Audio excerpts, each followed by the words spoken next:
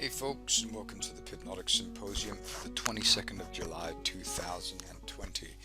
Today we're going to talk about stops, entries, and targets.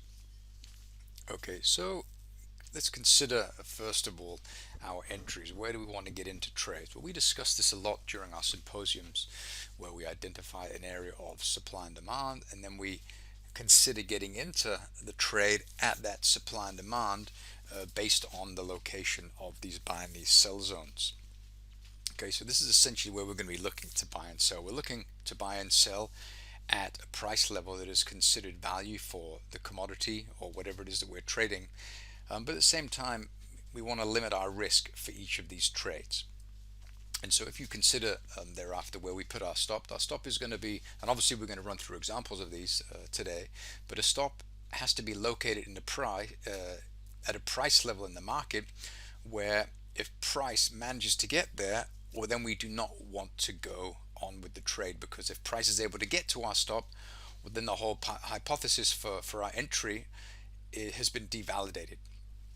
Okay, and that does not necessarily mean that you have to put your stop above a swing high or a swing low, because this is typically um, where prices will be driven in order to onboard positions that support our trade. And so we have to be really careful with our stops, because there's nothing worse than being pulled into a trade, price moving to our stop, and then price moving towards our target. This is very frustrating. Then we have targets, and targets are realistic expectations for where price should likely go based on our entry and the the encompassing structure of price that we can see. Okay, so if we look at, let's say this here, let's say that we were pretty confident that we wanted to sell up here. I'm not saying that we should buy or sell here, I'm just saying that this is the example that we'll use today. So we have this, the software is telling us that we want to be getting in at roughly this place here. And so I think most people would say, okay, that's fine. So we'll get in there and then we'll get out just here. This is our stop, and our target is somewhere lower. And while looking at that, you'd say, yeah, that's fine. That looks like a decent place. We also need to know what price reacted on. Okay, because just putting our stop above here is simply not good enough, because we don't know if this is a price sensitive area that we can expect price to stop at. So what we need to do is we need to mark off the highs for this short entry. I'm just going to scroll back, and we have to look at what it was that caused price to turn around this price level. And you can see we had an extended period of distribution at this area. So we had an area that looked something like this, like so. Okay, and price got close to that area, and then it left. Price actually managed to feed into this this distribution before it turned around. Okay, and price went up to that area and then it turned around. But the further analysis is showing us that if we were to put our stop just above that, we're just putting our stop in the middle of this period of distribution, which is not a good area. And so number one, when I see something like this, I would not be keen to sell at this area, because I know that price has already been to this area. It's been to this area here, it came up to this area here, and if we look a little bit further back, we can see that price has also traded for an extended period of time in that area just below this area just here. So in a situation like that, again, we need to mark off the highs. We need to know where price is reacting. So we're going to go a little bit further back. If my broker has, yes, we can see that we have this was the area that we saw initially. So price poked up into this area. Okay, it went down, it moved sideways, and then it moved away, and it was simply reacting at this, where we have something in here. We can't see what it is on this time frame. Well, we had an area of demand. This is demand because it consumed this little push lower here. It was tested once, it was tested twice, price sat on it, and then it cut through it, and so the area is moved up to something like this. So it looks something like that. Okay, price came up to here, and then it went a little bit deeper. This is the high of the area, and then it left. Okay, and so if you consider that now, if you knowing that this is merely a reaction to price, and this is a reaction to this reaction, well then it makes you think, well maybe this is just levels testing levels. And when you see something like this, well this is just a good idea to move to a higher time frame to see if there's something more significant that we're not seeing on the time frame that we're looking at. And if we look at this, you can see very clearly now that we have this area down here which is no longer there. It's been removed. It was tested once here, we tested the high of it again, and now it's gone. The origin of the move that caused price to turn around is here. Price came down, we tested the area, the slingshot was pulled back to this area, and then this is where it left from. So our area then becomes this.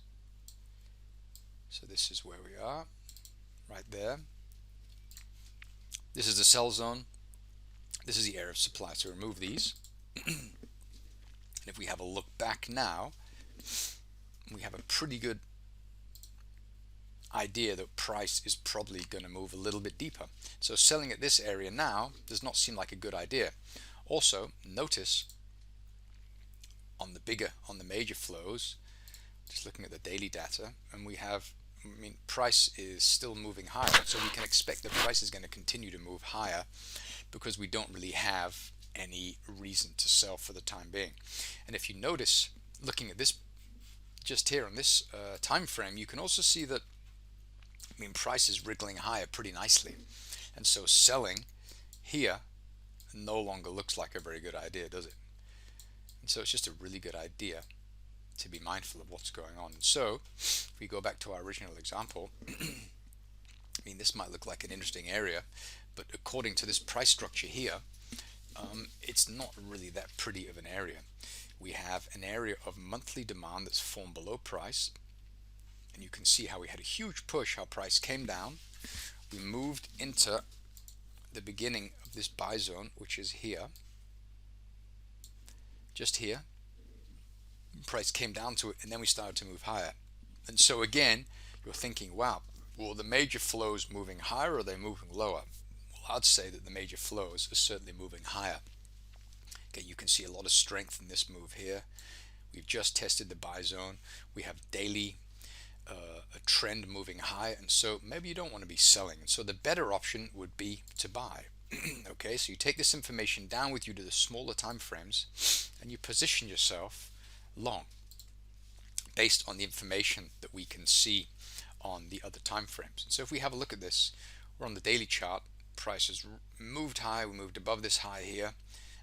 We had a bit of a pullback, and now price is looking to wriggle higher from here. So where can we expect price to go? Well, we can see price is currently here, but we have an area just down here that is interesting, and so this would be an obvious place to begin to look to buy. And I'm saying this because if you look at where price currently is here, and you look at the most recent area of demand, fresh demand, and that we have here, then you notice that price has been up to here, and it's been down. If we just look at, and it's been down to here, and we spend an excessive period of time around here, so we probably have something in here. Okay, and so when you see this, you know that price is just range bound, where we're moving between this area of, this is probably daily demand, and we're testing something historically further back to the left.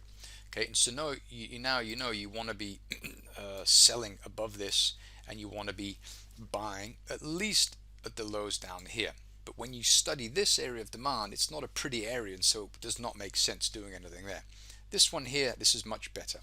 This one here is not so interesting because price has kind of tested through this area quite a few times, but due to the fact that when price left here, we managed to let me draw this down quickly. We managed to move through these. We had a test here, we had another test here. The origin of the move that cut it all out is here. This is an interesting area. Okay, so now we know, okay, cool, well, we want our entry to be here. Okay, so that's where we'll put our entry. So what about our stop? Okay, what about our stop? If we look at this, where on this price chart would we want to be out of the trade If price moves lower, where would we want that? And if you look at this, you can see, again, let's go to the bigger time frames. We need more data.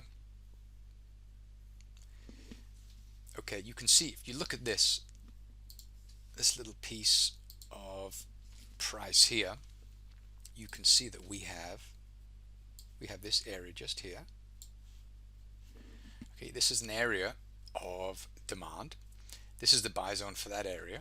It doesn't mean that we can't buy here, but it means that we want to be aware of the fact that if price comes all the way down here, we no longer want to be in this trade. It doesn't mean that we can't trade this one. It just means that there's potential for price to come all the way back down to the beginning of the buy zone, which is just here. And I say this because we have not really done anything. Price is just stuck down here. But you can see, if we consider what we talk about normally, is that we have a mess from here down to here. So this whole box here, this is just a mess. This is price moving up and down. So this is what? This is I mean, there's no supply or demand in this area here. There is black space, and there's clarity from this point on here, and there's clarity here from this point on here. So there's a lot of space for price to move up, and there's a little bit of space for price to move down, which is just down here. So knowing this, we want to pay careful attention to where these areas are. So if we go to a smaller time frame, we have a look. I mean, here we have that area here. We were considering this area here, and this is the bit where we saw price wriggle on. This is the daily area that we looked at on the 4-hour chart. Price has tested it a couple of times, but notice that price has actually not managed to even touch that area historically. Okay, so knowing that, well, then we can adjust our entry, and we could put our entry just here. Okay, so we can now consider, let's just mark off the whole area like that. We consider an entry here. This would be a daily entry. We could start to phase in from the area of the buy zone, or we can just say we want to go with the area of demand, which will be at just here. And if you consider where this area is, where would this trade be invalidated? Well, price would actually be invalidated if it moved below this area here.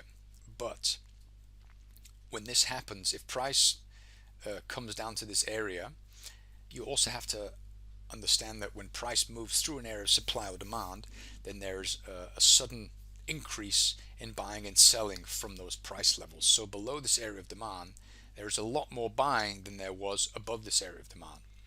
Okay, and so you need a lot of space. So what I normally like to do is I like to take 2 times the size of the area. And so I'll take something like that, or I'll take maybe something like that. Okay, and so I know now that price will have to move through this area of demand to get to my stop. And if price has to move through that area of demand, well, I no longer want to be in that because there is no demand left, and then we'll have to look lower. And so if price moves through here and does not manage to stop, well, I'm expecting that it's going to move back down to this weekly demand in order to find more buyers. But for the time being, this is a very nice area. We had this area of, well, we had this distribution of liquidity. It's not supply, but we do have liquidity being distributed from this area here. And I can see this simply by where price has been back to historically. It was tested, tested, tested. Price went through. The slingshot was pulled back here, and then price managed to hold above it from this price point here. So this would be the place that we want to buy. Our stop would be here. Okay, what about targets?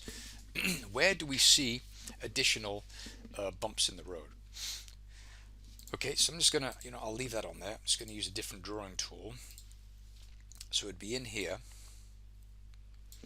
Okay, and so we want a decent risk reward. So we want, let's say, 2 or 3 times the size. So there's 1, here's 2, here's 3. So let's say we're looking for a 3 to 1. Okay, so price will have to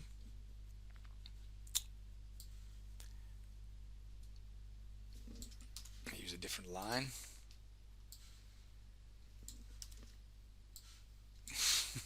Jeez, come on.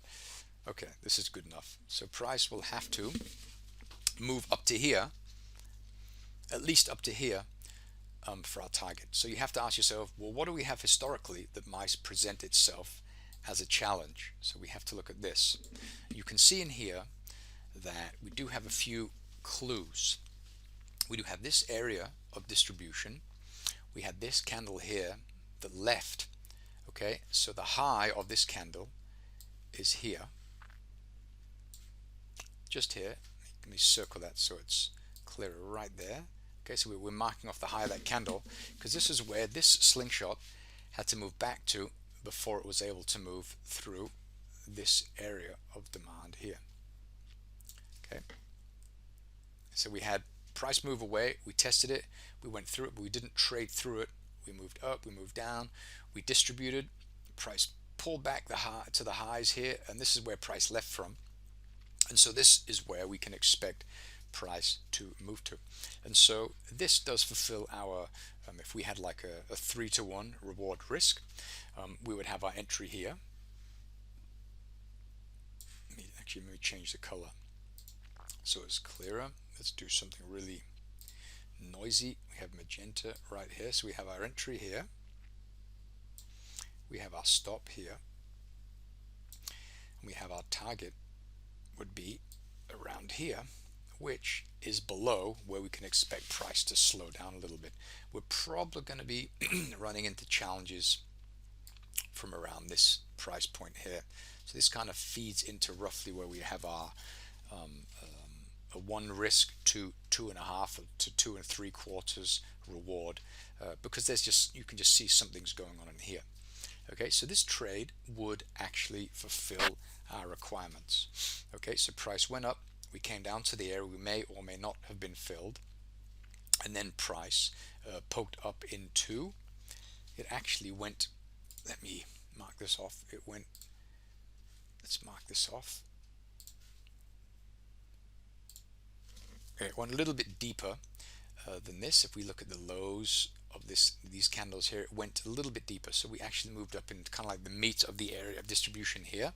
But I think that we can probably expect price to continue to move up to around here, depending on what's going on in these 2 wicks here. There's probably some kind of a pattern going on there. Okay, and so I mean, this trade would have been pretty interesting because we had a really nice stop, we had protection for our stop, and the risk to the reward ratio was decent enough for us to get about a 1 to 2 out of that particular trade. Okay, let's have a look at another example. Let's have a look on a smaller time frame. Let's just look on the 5-minute chart. It doesn't really matter, this stuff works the same.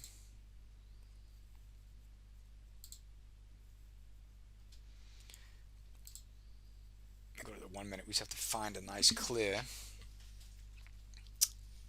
push. Okay, so looking at this one here,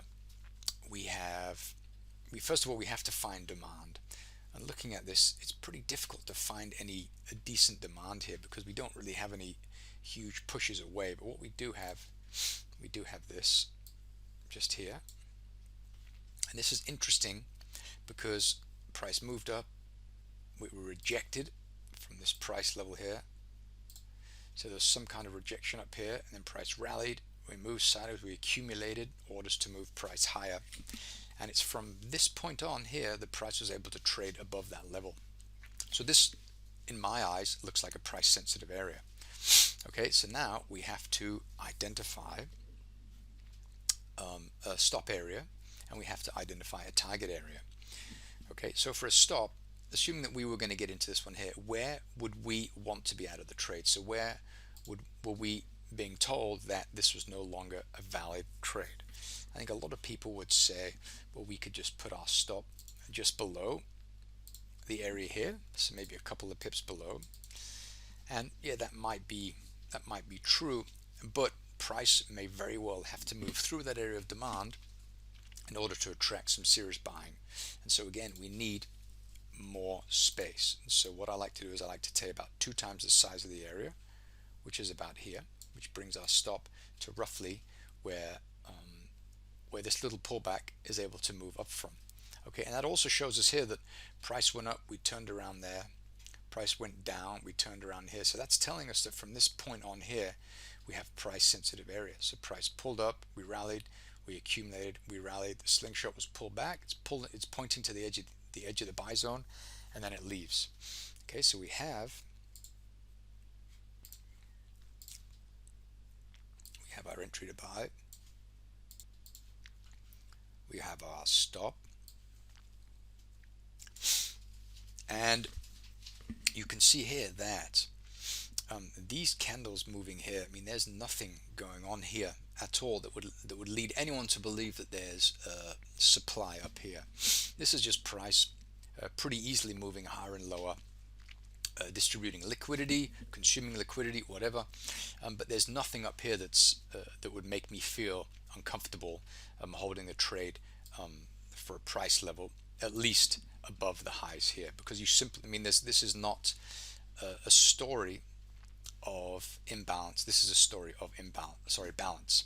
Okay, and so we can easily move above this. And so again, if we do our little thing where we have 1 times, here we have 2 times, 2 times here, we have 3 times is here, roughly. And so when price gets to here, this is roughly where we have our 3 times. Okay, so we have our 1 times risk, and we have 1, 2, 3 times the risk for the reward, which is up here. And this is a very realistic spot for price to go to. Okay, so we just need to find these really nice turning points in price, and we need to make sure that our stops are located in areas where if price gets there, we're no longer going to be in the trade, because it's completely devalidated the initial hypothesis for that trade, the given trade. Okay, let's do one more, and let's look at something else. The Euro Aussie, just a random pair. Let's have a look at this one here. This is a trade that's actually already moving. Okay, so we have the price get there. It price really poked into this area. This is a 5-minute area of supply just here. Let's just use this as an example. So we had this area here,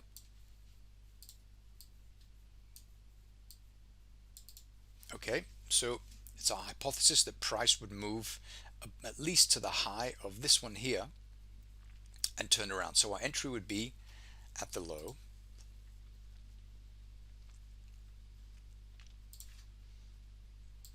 so just here,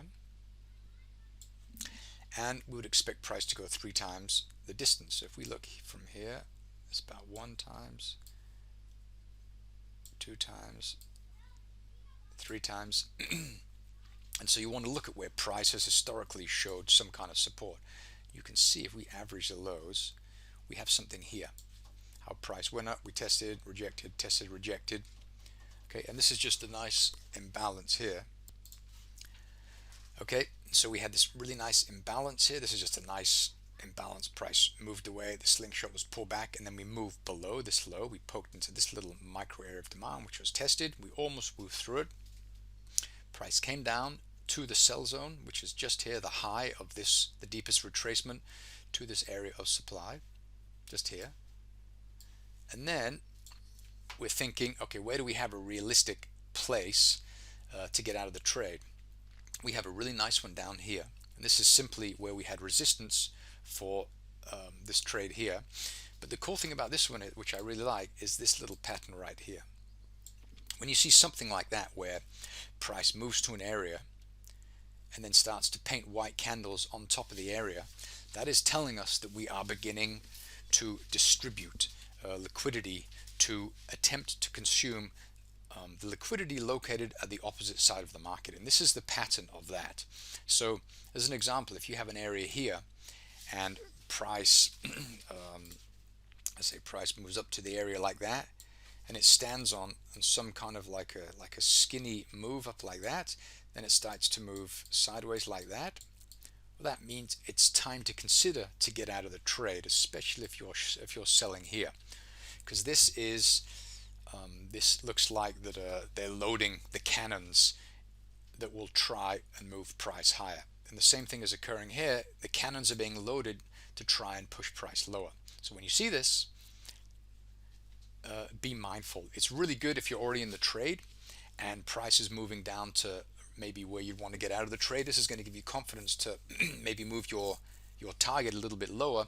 But if you're in a trade and price moves up to it and it starts to paint these white candles just below your area, then it's time to consider to get out of the trade. You want to see rejection at price levels if you want to stay in them, and not this, because this is just showing us the price is kind of loading the cannon. So be careful in a situation like that. But this is just a really good example of another really good example of what to look for there. Another thing that would also maybe give you confidence, that's of course the currency strength histogram. Let me make sure that these settings are all good. Okay, it's going to go like that. Good. So we have the currency strength histogram, and this is just a really nice tool again to help us assess if we should be staying in a trade or getting out of it. Just putting the default settings. Okay, so here you can see again price is poking into these low areas here. Let's see if we were already, we got close to the area here, nothing really happened there. So let's have a look and see what's going on there. So price is getting pretty close. Okay, this red line would have been lower because this very negative histogram here, as a result of this push lower, has caused the positive and negative variances to move apart from each other. So this was located very close to this red line prior to this push in price here. Because if you consider the currency strength histogram like this, it's moving kind of in a band where it's moving like this, and it probably would have moved in a little bit here, kind of moved like that. So it kind of moves over time like that, where it almost looks like a Bollinger Band, I suppose, where it expands when volatility picks up. So it probably would have picked up here like so. But we would have probably been poking into that positive variance at this price point here. Okay, and this is going to, of course, give us confidence in our entries. In a situation like that, I mean, if we look at this one here, we dissect this area a little bit closer. Let's do one more. This will be our final example, where we have, first of all, we have to study this, where we have our high candle. This candle closed below the low of this one. This one did as well. And so we actually have something that looks like that. And if we dig deeper inside that, I bet you we can find an even better. Is this the one here? Yeah. You could probably find a better one, so you could probably move it higher like so. This is the pattern. We go one more, maybe, if we're lucky. Yeah, so we can see here how this candle closed below this one here, so you could actually probably do something like that. Okay. So if we went like this and maybe did 2 times the size, about like that. Okay, then you ask yourself the question, well, is price going to get there? Well, first of all, we don't really need price to go that far. We've already established our entry here. So this would be 1 times the risk reward. 1 time the risk rather. 2, 3. So you've got probably something like that here. So if let's mark that area off. About here. Let me zoom out. I don't know if we would have got filled there, or we would have got a little bit shy of the entry. Okay, price came pretty close to it. It went a little bit deeper, and then it left. Okay, and then price, you can see here, this is a really nice place to be out of the trade, because here we have that same pattern that we saw just a minute ago, where we had an area, a price sensitive area just here. It was tested, and then this one here removed it. And so that's telling us that we have demand down here. So you'd want to be a little bit careful about that. So this would be a really good place to be out of this trade.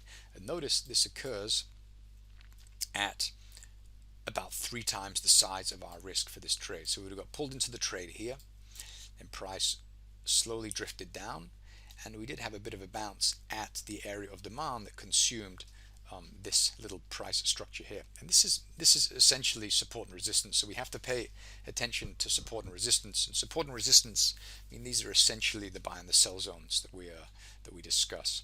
Okay, and this one here looks like a very strong one. Here we have demand that caused price to trade above this area of historical resistance. So this is a price sensitive area that we have to be mindful of in the future. Price came to our entry, we got pulled in, we moved to the opposite side, which is exactly 3 times our risk. And this is where price bounced and had to push around. We went a little bit deeper, and then this is where price, managed to move on. We visited the sell zone, which is now here, a little bit deeper into that area, and then this is where we managed to attract a much higher degree of sellers. And so now, assuming that we were going to trail our stop, if this is something you wish to do, notice that this area has been tested, but we did not manage to trade above it. Every attempt to move beyond that area of demand was overwhelmed by buying. Okay, so we moved up here, but notice that price managed to trade below that, and this trading was able to occur from this price point here. So in a situation like that, if you wanted to just trail your stop, well, then your stop could be moved down to here. Okay, so your stop would have been moved from above the box there to down here above this box. Then you can just trail it down and see how price goes. But notice as well here that we're starting to move to negative variance on the currency strength histogram, a clue that we should be considering to get out of the trade for this time frame. Okay, it was like a really nice run on that trade. Anyway, I'm going to stop rambling. This has been going on long enough. If you have any questions, please send them in, either in the video or in the Discord channel. And again, thanks for watching.